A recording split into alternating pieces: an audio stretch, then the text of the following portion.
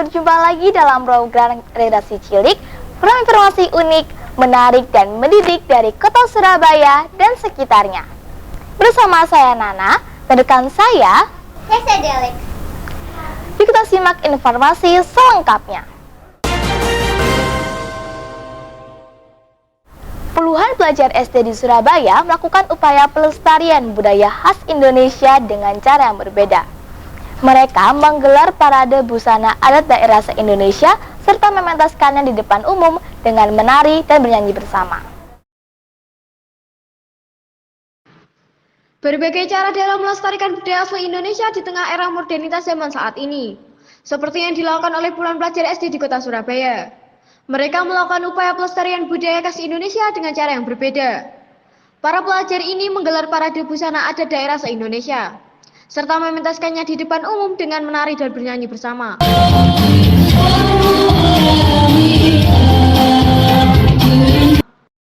Tujuan diadakannya parade busana adat daerah ini untuk mengenalkan kepada generasi muda akan kekayaan budaya di negeri ini.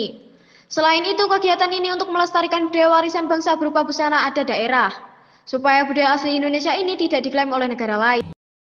Karena adat-adatnya bagus-bagus.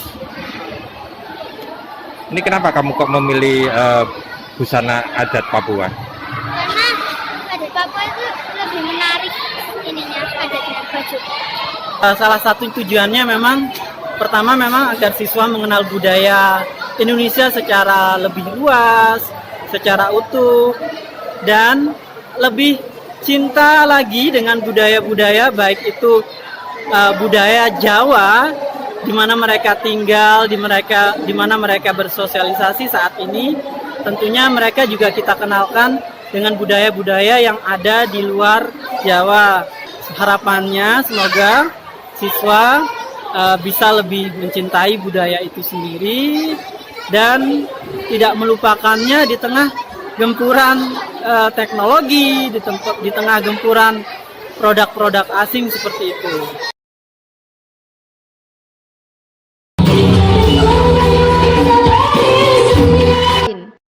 Diharapkan dengan adanya kegiatan ini, generasi muda sekarang dapat lebih mengetahui dan mencintai warisan budaya asli Indonesia ini di tengah era modernitas zaman saat ini. Agung Dharma, Surabaya TV.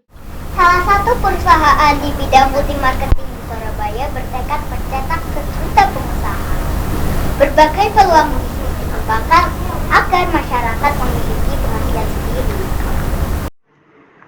Salah satu pengusaha yang bergerak di bidang perusahaan multimarketing, Saiful Mukminin bertekad mencetak 1 juta pengusaha di seluruh Indonesia. Di hadapan ratusan mitra, bahkan beberapa di antaranya karyawan korban PHK perusahaan akibat pandemi COVID-19. Saiful memberikan motivasi untuk bisa bangkit dan mencari sumber penghasilan. Salah satunya melalui peluang bisnis produk kesehatan dan kecantikan berbasis digital marketing yang dikembangkannya.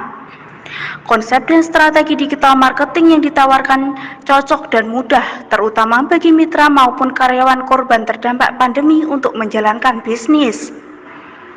Mulai dari konsep advertising, branding, pembuatan website digital marketing, hingga konsep terbaru WhatsApp marketing yang tersegmentasi, sehingga setiap mitra bisa mendapatkan keuntungan dari bisnis yang dijalankan.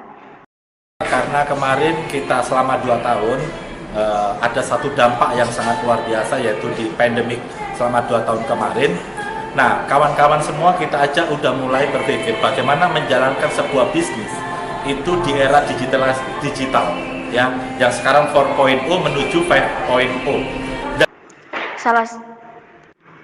Salah satu mitra, Ayu Wicaksono, mengaku sengaja bergabung dan menjalankan bisnis ini karena berawal dari pandemi COVID-19 yang memaksanya kehilangan pekerjaan.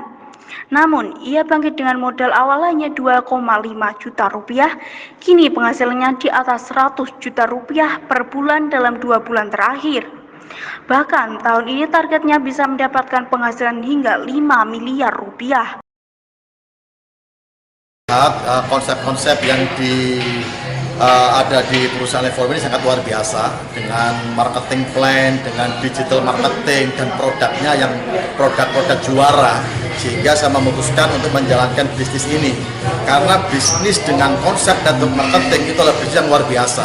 Kalau kita mau berbisnis punya modal besar, bisa menentukan bisnis apa. Tetapi kalau kita nggak punya modal, tapi ingin penghasilan besar, itu hanya di multi level. Agung Dharma, Surabaya TV.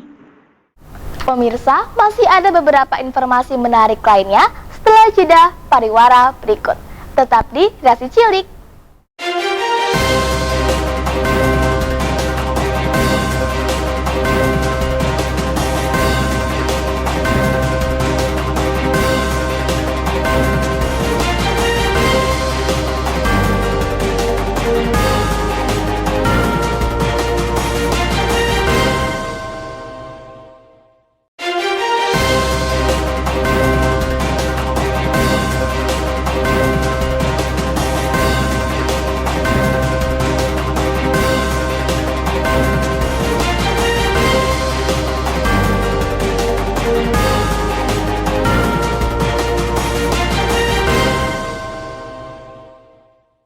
Pembacaan Ikrar Alma Mater warnai wisudawan anak SD di Surabaya. Dalam pembacaan ikrar tersebut, para wisudawan berjanji akan selalu menjaga nama baik alma mater sekolah, serta menerapkan ilmunya dengan baik di tengah-tengah masyarakat.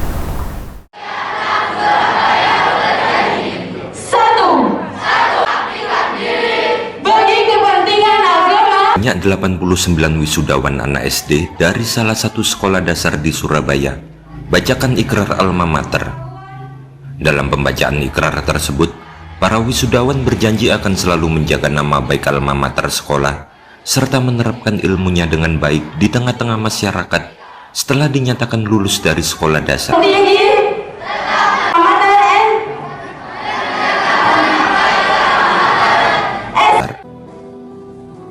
Selain itu, dalam wisuda kali ini, pihak sekolah juga memberikan penghargaan dan apresiasi khusus pada wisudawan yang berprestasi, baik di bidang akademik maupun non-akademik. Atas dinyatakan sebagai wisudawan, para lulusan anak SD ini merasa bahagia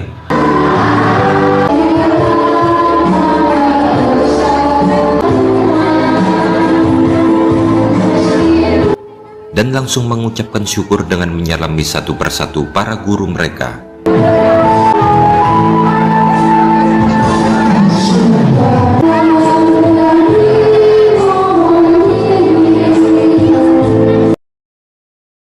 Ikrarnya itu intinya kami para siswa SD Muhammadiyah 6 harus bisa menjaga nama baik alma mater SD Muhammadiyah 6 Gading Surabaya. Ikrar yang dibacakan tentang wisudawan adalah yaitu tentang anak-anak diharapkan bisa menjaga alma mater sekolah. Yang berikutnya juga anak-anak bisa menerapkan ilmu yang ada yang dipelajari di sekolah. Agung Dharma, Surabaya TV. Batik sebagai warisan budaya Indonesia harus terus dilestarikan supaya tidak punah. Salah satu caranya dilakukan oleh seorang mahasiswi di Surabaya yang berinovasi membuat alat cap pembatik dari limbah box makanan. Adalah Nabila Ali, mahasiswi program studi desain produk, berinovasi membuat alat cap untuk membatik dari bahan box makanan bekas. Limbah box makanan yang biasanya tidak dimanfaatkan oleh masyarakat dibuat menjadi alat cap membatik lantaran memiliki ketahanan bahan yang sesuai saat digunakan untuk membatik. Cara membuatnya pun cukup mudah. Pertama-tama dengan membuat pola di triplek menggunakan pensil. Pola yang digambarkannya pun unik karena menonjolkan ikon Kabupaten Jombang seperti durian, uringin contong, dan jambu bol gondang. Setelah pola didapat, limbah kardus makanan digunting dan ditempel pada pola yang telah dibuat sebelumnya.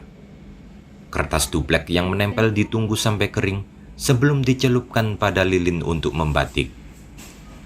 Saat ini belum banyak pembatik menggunakan kertas box makanan berbahan duplex untuk membatik cap.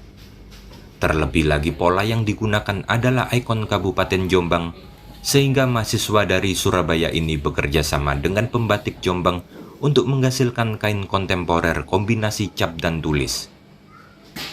Dari kerjasama ini banyak pencinta batik yang tertarik untuk membeli kain batik dengan pola buatannya. Pembatik pun senang lantaran pola yang dibuat tidak biasa dan bahan alat cap yang digunakan mudah didapat. Jadi tas gepleknya itu bisa dari kertas kardus makanan atau dari kertas yang kemasan susu bayi itu bisa. Inspirasinya dari kota Jombang, jadi saya ambil ikon Jombangnya seperti ringin contong, buah durian, sama jambu bal kondang. Batik dari Jombang motifnya masih itu aja, jadi saya bikin motif lagi, jadi saya kembangin lagi. Buat inspirasi desainnya 2 bulan 3 bulanan, terus kalau membuatnya 1 bulan mungkin. Kedepan mahasiswa ini berencana akan menjadikan kain batik buatannya sebagai fashion. Agung Dharma, Surabaya TV.